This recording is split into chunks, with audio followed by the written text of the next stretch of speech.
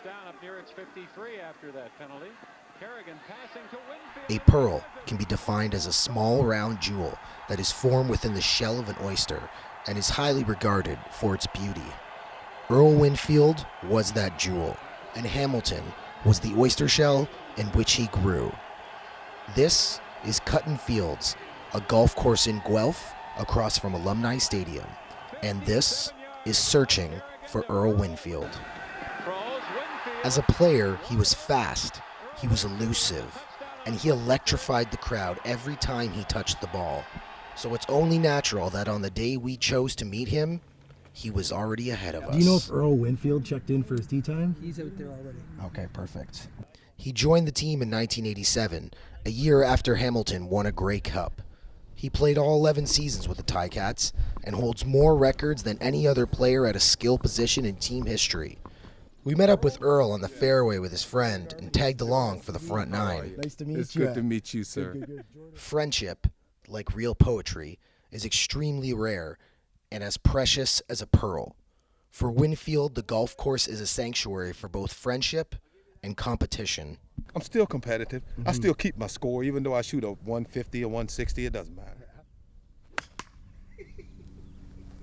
That's what I tried to do. They say greatness attracts greatness, and while playing his college football as a Tar Heel, he found himself connected to another great athlete, this one, a basketball player. I remember Michael when we were in college together. Yeah, North Carolina. Yes, sir. And he wouldn't let the Monopoly game in. Monopoly takes sometimes 3 or 4 hours to finish a game, but I was like, come on, Mike, it's time to go to bed. He said, no, we're going to finish this game. I said, man, come on, are you serious? Every athlete has a moment in their career that defines them, and for Winfield, it was September 5th, 1988, the Labor Day Classic versus the Argonauts. There was a time in our life as an athlete when you peak out. It's one moment in time, and it only happens once in your lifetime, the way I feel about it.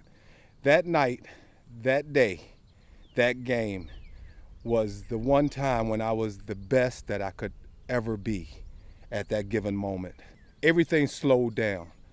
He had a 101-yard punt return for a touchdown, a 58-yard touchdown catch, and a 100-yard kickoff return for a touchdown to seal a 56-28 win against the Argos. For the game, Winfield amassed 400 total yards. But for all the success he achieved, there's still one game that Winfield cannot forget.